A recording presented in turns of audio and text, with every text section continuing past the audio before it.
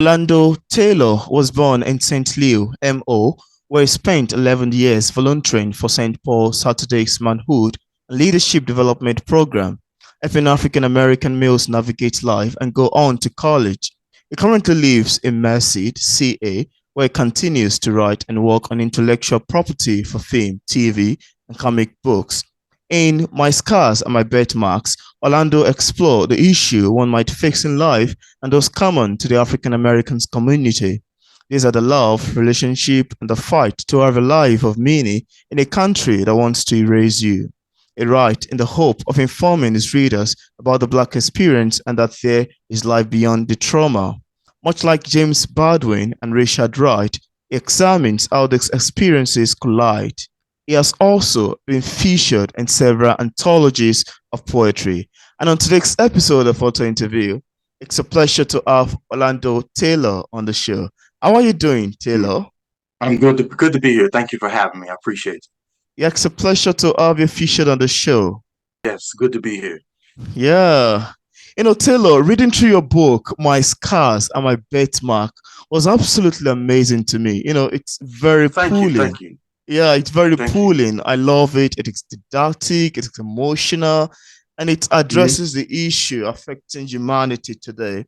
I'm curious, how does this book come about? What inspired you to write My Scars and My Birthmark? I guess it's a book that's I've always wanted to write. I guess for me, growing up as a kid, and my mom was very much instrumental in making sure I was a good reader, and Oh, so she was one of those parents who constantly. I was lucky enough to have a library, no more than probably about 4 or 5 blocks away.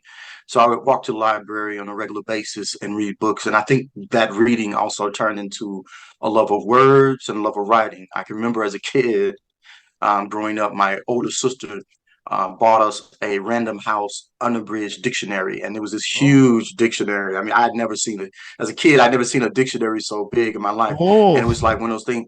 It was one of those things. I feel like, man, I have so many words now I can use and use and absolutely. learn. And so I think it's that love of reading and that eventually became this love of words that I wanted to play with. And then so you know, um, I got a chance in high school because some great teachers at Sumner High in St. Louis, Missouri, who introduced me to a lot of great Black writers, from the Harlem Renaissance and beyond. And so it really kind of encouraged me to put my thoughts down. So early on, I was just kind of writing in journals, writing in diaries, writing short notes and things of that nature. And eventually, as I got older, I began to write, in a short form in poetry more than anything else, just because it became a way to like quickly express myself, quickly kind of jot down an idea and expand it later. And so that's kind of where it came from. And so the poems in this book, My Scars Are My Birthmark, are probably started writing those about 20 years ago and just came to the culmination, I think, just because of the timing, how things have changed with respect to, as you know, respect to publishing. Before an author being an independent author and getting his or her book out there was something that was probably something that seemed like Absolutely. a tantamount that you never could happen because there's Mm. so many gatekeepers within the as you know within the publishing and the media realm. It makes it hard for a person who whether he or she is, an independent writer to like really, be exposed and make it onto the scene and kind of contribute to the ethos of Black thought, you know. And so I Yeah. feel like with the way things have changed with publishing, with the advent of things like Lulu, Ingram Spark, and Amazon, it allows individuals, to put out content, without necessarily worrying about being coming through a huge publishing company. Yeah, that's quite amazing. I'm quite happy to know about what inspired my scars Yeah. and my bet. Because while I actually read through it, it's very pulling ordinarily. I love it. I Hmm. love all of the poems, and towards the ending part, there are stories in Hmm. there that are quite deep. Also, I want to Yes. ask you, the lines and stanzas of your poem, particularly titled No More Passion, and I thought Okay. you should know, are very strong. Mm. They are rooting deep Yeah. emotions, they are conveying Yeah. realities, and Yeah. stylishly sad. Now, could you tell us how does these two poems, No More Passion, and I thought you should know, come to be? I would just say it come to be when I finally being able to just kind of be very honest and about the emotions you feel about isolation, about loneliness, about belonging. And so I learned from a writer when I was in graduate school, learned from a writer by the name of Joyce Ann Coates, and her critique in particular of male writers in her writings was that we often, she said, only speak through a male voice and have very little diversity in the emotions that we present in our writings. And so I guess that resonated with me in such a way that I wanted to always challenge myself to be open to being naked and revealing of some of the more deeper emotions. And what I found is the more willing you are as a writer to reveal some of those more deeper issues or emotions, people tend to even resonate more with your writing because you're writing something that they themselves were afraid to talk about or afraid to admit Absolutely. or sometimes afraid to even think about, let alone Mm, touch. So I think that's where those stanzas come from, just from a desire to try and be and like even with like the singer hip hop artist Lauryn Hill, she talks about when she was writing her second album, that Unplugged album. She said there were verses that she felt like she was kind of like she felt like when she finished it, when she read them how political they were, how powerful were, she felt like she needed to like pull it back in because she was afraid. mm, There's a part of fear about releasing those types of words into the ethos. And so, and I guess, and she said she had to like tell herself, you know, basically this is a job or a mission that needs to be accomplished, and I can't, you know, afford to back away from it. And I think that's mm, where I'm trying to be all the time in my writing, to be unwilling to back away from the difficult topics. mm. Wow, that's quite pulling. I love the sound of that, and it's quite nice to know what inspired these two poems. Now, Taylor, I Thank also you. see that you have a new book out. That's Black Music, Politics, and World Bombs. Could you tell us a Yes, bit sir. about that as well? Yes, that book, I began to write that book doing the first book came out in 21. And so, and I was just basically organizing it for the most part. But then I would say near the end of the pandemic in 2021, I began writing poems that were a little bit more purposely more political, more socially in tune to the current activities. You know, Mm, given the rise of fascism not only around the world, but also fascism, you know, through the Trump era, as you know, in the United States, and many of the things, social political things that have come, the hyper amount of violence towards the Black community, mm, towards women in this country, and just the hyper rich in this country have really taken control in a way that has made people even around the world doubt this country is even a free nation anymore, a democratic nation anymore, is what one Irish gentleman said in their parliament. And so those kinds of things, I felt like, you know, again, you can't be looking at the people who have inspired me. I just felt like I couldn't run away from these things. I couldn't let I was feeling these things inside my own heart. So I felt I needed to express those things and say those things and hopefully resonate with other people, you mm, know, to start really, to be unafraid to speak the quiet things out loud anymore. mm. And I think that's where we need to be, to speak truth to power, that we can't be afraid to speak the most powerful and the most difficult truths to people in this era. You Absolutely. know, as you know, there are things happening around not only on the continent as well, you know, that we need to really address around, you know, Mm, laws around children working, you know, indentured servitude that still happens on the continent. We still have absolutely. female genital mutilation happening on the continent. We still have a great deal of oppression towards women and their rights, you know, even before we get into issues of LGBT. Mm, I think when you settle, usually what I find when you start treating women right in your society, everything else falls into place, and that's what I see. And yeah. historically, it seems that way. So that's where this new book is coming from, and is now available.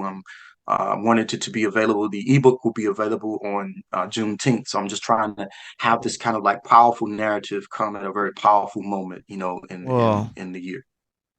That's beautiful. That's quite amazing Thank to you, know. thank you. Yeah. And I'm looking forward to that because after reading My Scars and My Birthright, that's quite pulling. I'd love to explore more Yes, of your sir. works. And I also Yes, sir. see, Appreciate it. absolutely, I also see that most of your poems are written in free verse. Firstly, I would love Yes. to ask you why you've decided or chosen to write in this Okay. style of poetry? And All right. secondly, I would love to know your definition of poetry in your own term. What is poetry Okay. to me, to you? How can you define poetry? I guess poetry for me is the ability to be able to discuss in short form very powerful emotions and issues in a way that really encapsulates, it really challenges you to whittle down what you're trying to say and encapsulate it in a very succinct manner. Wow. And throughout time, as you know, there are all types of forms like iambic, pentameter, and all kinds of forms, sujo form. There's even some other forms out there, but I find the free form works best for me. And I was Mm, influenced by people like Nikki Giovanni wow. in the free voice and Audre Lorde in the Wow. free verse form.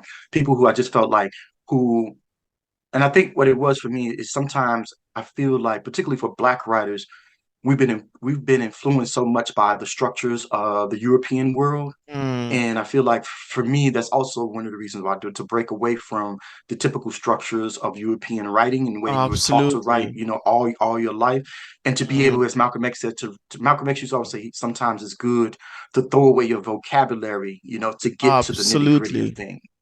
And so at the same time, I use my vocabulary in my poems. I also try to find ways to visually connect people so they don't get lost in the vocabulary Mm, without any meaning. You know what I'm saying? And so to yeah. try to merge the emotion and the power of the imagery with the wording is what I try Mm. to do.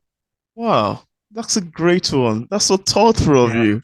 I love that. Thank I you. also Thank you. love the free form of expression. I love Yes, free sir. verse Yeah. poetry because that seems to be For one me, of my style. Yeah, yeah, it just allows me to get to it. Just me. Yeah. absolutely. To me, it sounds like the Hmm. most easiest way of communicating, not Yes, sir. wanting to wait to have it. It's fine if a poem rhymes. It's fine if it has other Yeah. qualification, reading and all of that. But then, to Hmm. me, I can't really wait to have most of my lines to rhyme one part or the other.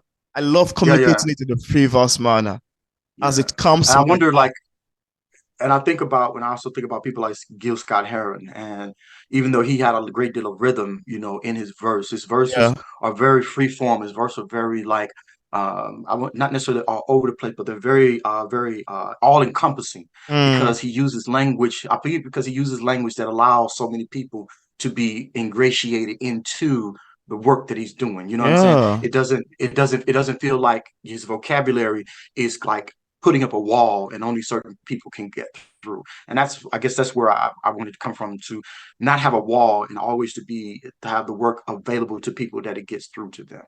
And Yeah. that's the free form seemed to work well for me. That's great. It's quite fun to know Yes, sir. about that.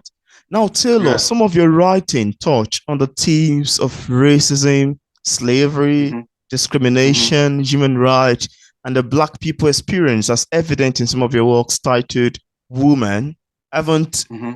Lived This Life, among many others poems encapsulated in your book. I'm curious to ask you, do you have a particular message about human rights, about slavery, about racism, discrimination, and the Black people experiences that you intentionally seek to communicate through your writing? I'm just curious to know about this.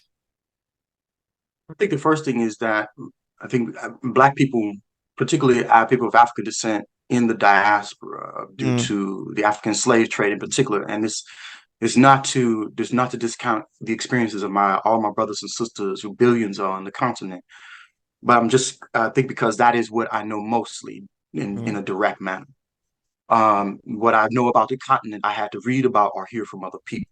mm, So I feel like the first thing is that our experience is that I want to be able to tell Black people that your pain is real and it is honest, and that despite all that, you're still very, very much human. mm, Because there's a lot out here, as you know, that tries to make us feel as if we are inhuman, as if we are have nothing of value to add to the historical ethos or the mm, emotional ethos or either creative ethos. It's like we're constantly being told that who we are is irrelevant to the development of humanity and to mm. the work that is done to make humanity better. But when you Wow. really sit down and do the work and learn, you start seeing that Black people all throughout the world. I mean, one of the most powerful readers people have read, is a brother by the name of Franz Fanon, who wrote a book called The Wretched of the Earth, where he looks at the effects of colonization on indigenous people on the continent, and he goes through and tried to help you understand the politics of it all. And mm, it's that type of writing and it's that type of knowledge that I feel like I'm trying to tap into to encourage Black people to recognize again that you are human, that you mm, are real, your experiences are honest and need to be told, and that there's nothing wrong with the feelings that you have, particularly with African Black men, that mm, we've been trained to constantly to speak and act from a perspective that the only thing that matters is our bodies. And so you see a lot of times in Black men, the first thing we do is posturing physically with our bodies. Our physical attributes are the most important because we've been told that so much, but that we're so much more. I look at people like Gordon Parks, if you're not familiar, a brother by the name of Gordon Parks. He's both a photographer. He's one of the first Black photographers for Time magazine. He was also one of the first Black film directors who were appreciated within kind of the mainstream of movie making in the United States. He was also a writer. That's the type of person I feel like all of us need to be aspiring to be, so that we're constantly communicating to each other about what we are capable of doing, that we're not what people say we are, and that we're beautiful, and that we are some of the most powerful people on the planet. planet. And I look at in that lane, kind of a tangent to it. I had this conversation with this friend of mine. We are talking about and he was talking about sometimes how he feels about the amount of discrimination because he's a musician and just feeling like sometimes his work is never truly appreciated. Mm, And he was like, if you turned off all the music on the planet that would come from African people, this planet would be pretty quiet. And I mm, guess that's one of the things I'm trying to get Black people to see how powerful and how relevant you are to the story of humanity. mm.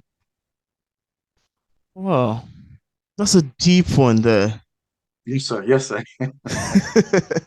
That's a deep one, yeah. And following Yeah, these man. ties, following your teams, following the kind of teams your book touch on and write Hmm. on.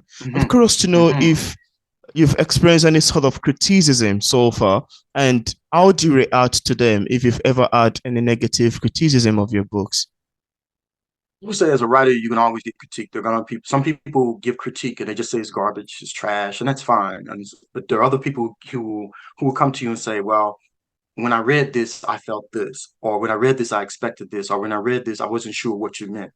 Those kind of critiques are people just simply trying to understand. Some people, as a writer, that some people just like piling on for whatever reason. I don't know what that is, and you can't get involved in that. Allow your spirit to get locked into that. Mm, I think for me, you have to understand that you're not perfect, so you're never going to ever get anything 100% right. So I let it rest with that I'm not a perfect person, and I know that other people have like other perspectives or other ways that they can talk about a similar topic or the same topic in a way that might resonate differently with someone else, and that's because they mm, use different words or whatever it is. I can only, once I do my work, I can only just do what I can do and do it to the best of my ability. And that's why I tell any writer, any artist, creative person, you just have to, it's like, because my writings are like my children. So I'm going to develop them and give them the best that I can. And I think most parents try to do that, but we know not everybody who has great parents turn out to be great people. Right. absolutely. So what can you do? What can so with your children, in my poems are in a sense kind of like my children.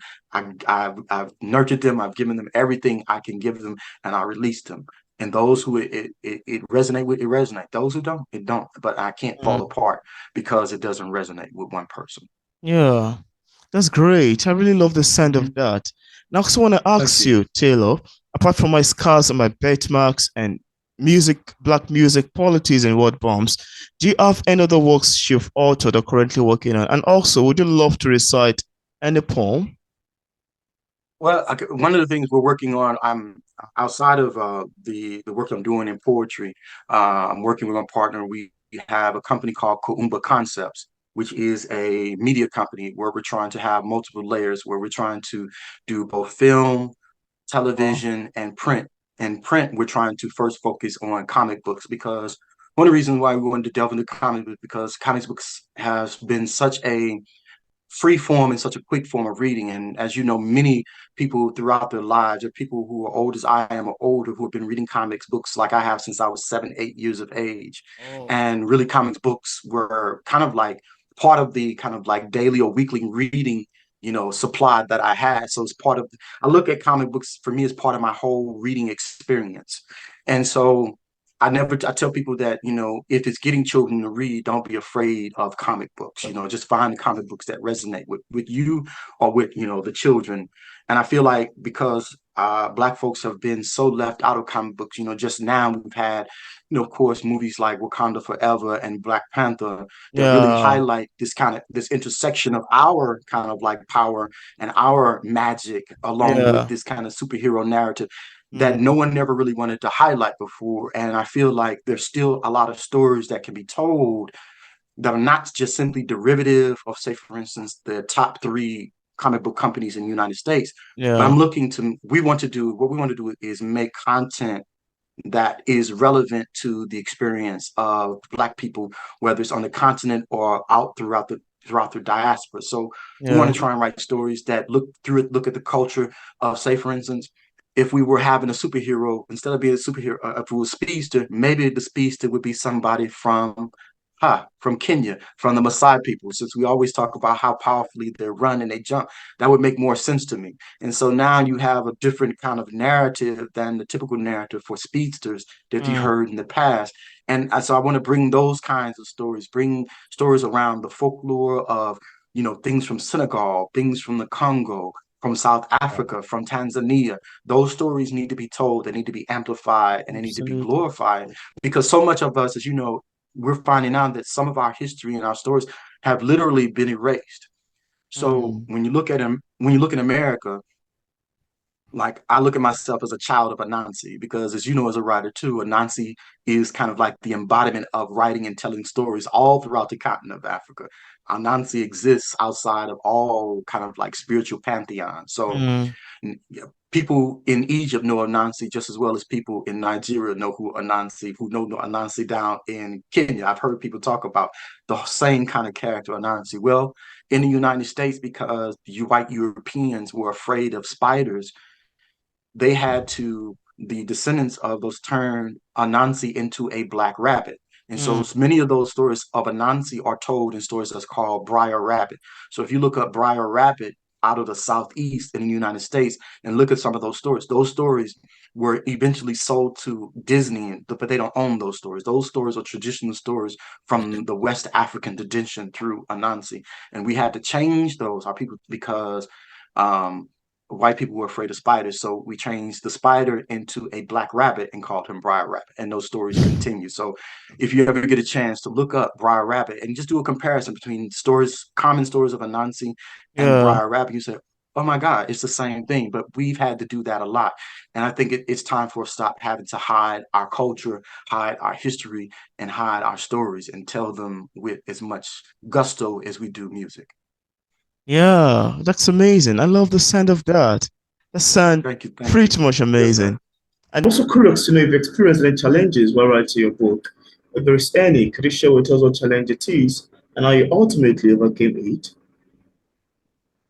I guess the main challenge is kind of some of the stuff we talked about early, just being an independent writer and trying to, because you don't have the resources, of course, of having a large publisher behind you. So Absolutely. everything is on you. Everything is on you to raise. Everything is on you to figure out how to get it done and the costs and all that kind of stuff. So yes, it can be daunting from that perspective, but the cost is not as prohibitive as people think it is. Many of the platforms like Amazon and now Ingram Smart are free for you to upload your content. So the Yeah. most of the efforts that you're going to be putting into it is probably going to be putting you, of course, you getting through with your product and getting into a structured into a format where it's already. And then I would say also getting you an editor, particularly for a writer, getting you an editor to go through your work before. because you can edit it and you do a good job of knowing your voice, knowing your words and what you're trying to say. But you Yeah. also need to have someone who's professional, someone who has a background in editing to look at it and make sure that the voice, the tense, and the topic is on point from one poem to another, or from one story or the whole story if you're writing a whole novel. So those are the two things I would definitely say you have to think about, is getting an editor and just recognizing, yes, there is a cost, but if you plan it out, have a schedule of how you want, when you want to release it, how you want to release it, and just start working from there. I don't, it's nowhere near problematic and as difficult as it has, I would say, 20 years ago. Yeah, that's true. That's great. And now, Taylor, as a published author and poet, what sort of advice do you have for other writers who are still struggling with publishing a book? What would you tell people in this category? I say just continue to write. Don't be afraid to write, and don't be afraid to write in various areas. So even though you might look at yourself as being someone who writes short stories, don't be afraid to write poetry. Don't Mhm. be afraid if you write short stories. Don't be afraid to write a play. If you're used to writing plays, don't be afraid to write a television story. You are a Yeah, writer, and so I encourage all writers to write all the time. Write in various formats. Write in various ways. Write in various voices, writing through from the perspective of different genders, because that diversifies you. It forces you, for one thing, to diversify yourself. Because if mm, you've never written, say for instance, as a male, if you've never written in a female voice, you need to step back, do some research, and look at how females approach each other, how do females talk to each other, how do females approach a particular topic, how do they engage with each other around a particular topic. So those kinds of things you have to consider as a writer. I also encourage writers, be people. It's a very as you know, as a writer, it can be a very lonely profession, because you spend so much time with your pen and paper or in front of a screen. But get outside and walk. I would say at least 3 to 4 days out of the week, just walk around your neighborhood. Plot out like a mile or two walk. So if you walk one direction is a mile, you walk back is, so you've gotten a 2 mile walk. You've got not only health, but you've also been out in the world, and you see people and you see things, you see interactions. Even if you just see, sometimes you can be inspired with a particular thought just by watching nature itself, watching birds fly from trees to trees. And sometimes just the sway of a tree help you understand how to explain something that bends. You absolutely. try, make you saw the sway of the tree, and that gives you some words, some ideas to talk about how maybe a character was bent by a situation. And Mm, so you use that yeah. language talking about how the tree was bent but didn't broke by the wind, and its leaves were Mm. falling all over the floor, and its branches were That's very cracking, true. but they were not moving. That's how I felt in my life as I was dealing with Mm, such and such issue. You know what I'm saying? So that's why I encourage yeah. writers, don't be people of the world, even though you might necessarily be connected to everything, but you have to understand a lot. You have to be able to see a lot, so that you take those things and incorporate them into your writing. Yeah. That's what I, This is yeah. great advice, and I'm hopeful that viewers, including myself, would love to utilize it. So, Taylor, would you love to recite a poem? Do you have any poem you'd Yes, like to recite?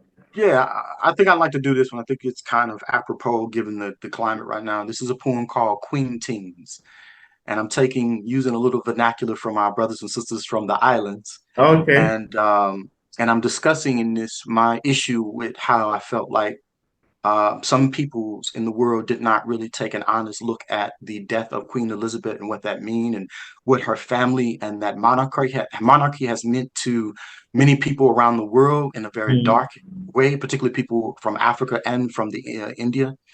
And so, because I felt like there was a lot of glad handing with, a lot of people just said, "Oh, she was a great ruler. She ruled so long. A woman has never ruled so long," and it was as if her being a woman and ruler was kind of like the overarching and kind of like the broad stroke, and it whitewashes, so to speak, everything else that she was queen of this country and what she oversaw, with respect to colonialism and imperialism and racism. You understand what I'm saying? yeah. And as I was watching so much, like, even from the continent and even from parts of India, you have people just like exuberant, about her reign as queen over the UK and its colonies. And I just had a different perspective. And so that's where this poem comes from. And in the book, of poetry, Black music, politics, and word bombs. In that book, I give QR codes for each poem because each poem is influenced or inspired by music.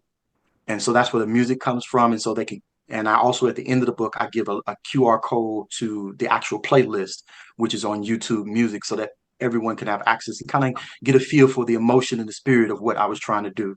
So this poem is called Queen Tings, and it was inspired by Burna Boy from Nigeria, his song called Another Story. I'm sure you're familiar with that. Absolutely. Yes, I know. Aha. So this one is called Queen Tings.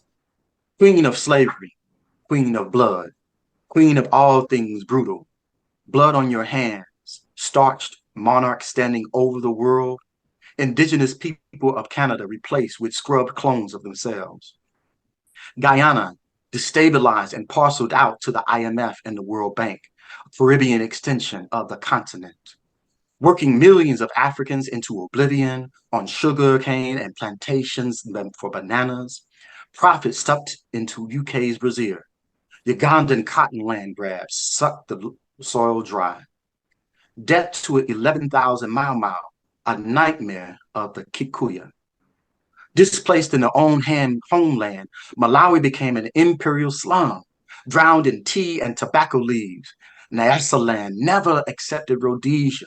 White sister grafted in. No gold in Gambia, but groundnuts from South America became its lifeblood. Yoruba, Hausa, Igbo, sewn into a patchwork quilt of fire, devour each other and not their own enemies, organized into violence, not their common interests, passed around like a football, Dutch to the Portuguese, France, Britain.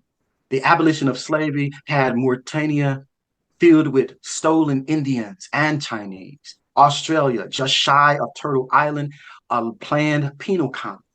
Over 1 million Aboriginals dumped into the seas so it could be a beach resort for the Windsor's people. Queen of slavery, queen of blood, queen of all things brutal, reveled in our oppression, wearing our culture and resources in a sick cosplay. Queen Tings. Wow, there's some deep words there. That's one thing I love Yes, about sir. the writing. They're very deep, they're very emotional. They're the type that you read one line and you have to stop and Yeah. think and read another line as you keep going from one stanza to another. Yes, sir. And they kind That's of what I appreciate about poetry. Yeah. yeah, I love it. And Thank I you. love such kind of poetry. I love poetry that is able to make you think Mhm. outside the box and Yes, sir. reflect and think on what you've just read. That's very amazing. Thank you so much. Yes, And I would love to ask you, on sir. what platform can interested viewers get a copy of your book in case there are people who would love to get a copy? Sure. Thank you so much. The book is available on both books are available on Amazon and also Barnes and Noble. So you can order them online. You can go into the bookstore at Barnes and Noble and request a copy to buy a copy for them to order a copy for you, or you can Mm. go online and get the ebook or through Amazon and KDP Printing, as well as for libraries and bookstores. They can also go through the bigger platform called Ingram Spark in order to be able to order my book. Yeah, that's great. And I've left a link in the description part of this interview to a link Yes, where sir. viewers can get a copy of both books on Amazon. So thank you so much, Orlando Taylor, for accepting the invitation to be featured on P English Literature. It's a pleasure having you on the show. Thank you for having me. I really do appreciate the work that you're doing and continued success to you, brother. Yeah, it's my joy.